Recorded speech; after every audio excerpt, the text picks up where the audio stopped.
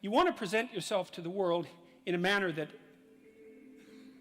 doesn't disgrace you in some sense. That might be a good way to think about it. And you don't want to disgrace yourself, because the consequence of disgrace is emotional dysregulation, more pain, less positive emotion. And so the best way to present yourself is to stand up forthrightly and to stretch out, and to occupy some space, and you make yourself sort of vulnerable by doing that, because you open up the front of your body, right?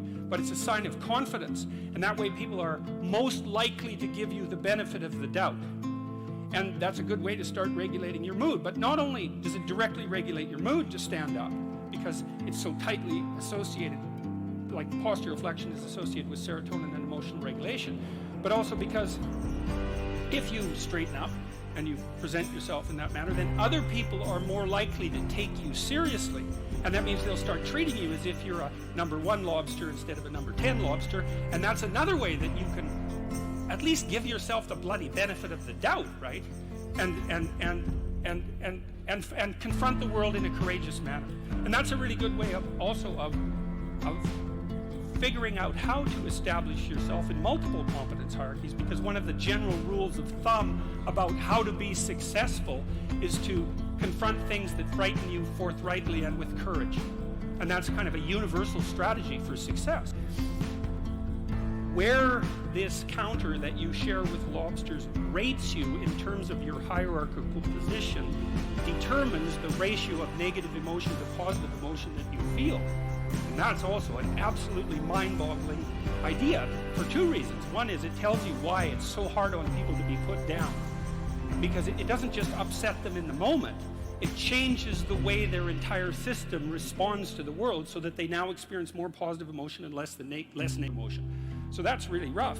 And then there's a corollary to that too, which is like, there's a very tight relationship between your belief system and your dominance hierarchy position. It's complicated, but it's worth going through. Like, let's say that, so I have a certain amount of status as a professor, and I have let's call it what would you say? I've been granted the entitlement to a certain position in a social hierarchy. Now, the question is, why do I have a valid claim to that position? And the answer, hypothetically, is because I know enough so that my claim to the position is valid.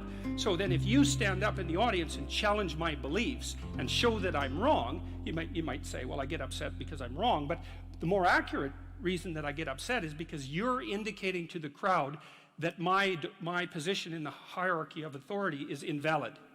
And by doing that, you lower me in the hierarchy and you mess around with the neurochemical systems that are regulating my emotions. And so if you're interested, at least in part, in why people are so prone to defend themselves and their beliefs in the service of their position, then that's why. And so that's a great example of how you can learn these unbelievable things by stumbling across a rather obscure biological fact. It just, what would you say? It's like a series of dominoes.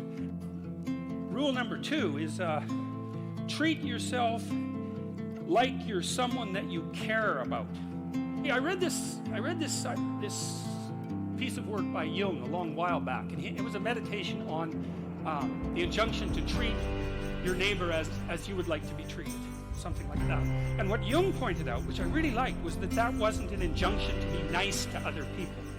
It was an invitation to reciprocity. It was something like this. It's like, you should figure out how you would like to be treated, like you were taking care of yourself, not how you would like people to respond to you. It's more important than that. It's like, imagine you had a child that you really cared for, and someone said, well, people will treat this child exactly like you want them to, but you have to figure out what that is. And so then you'd have to sit down for like a month and you'd think, okay, well, how do you want your child to be treated? You don't want everyone just to be nice to him, you want people to challenge him, and you want people to discipline him, and you want people to tell him when he's wrong. It's like, you don't just want everyone to be nice. That's pathetic. It's pathetic.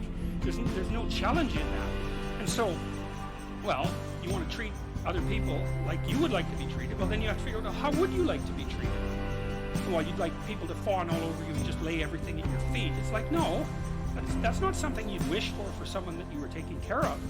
And then there's an additional problem, which is it's often the case that people will treat other people better than they treat themselves.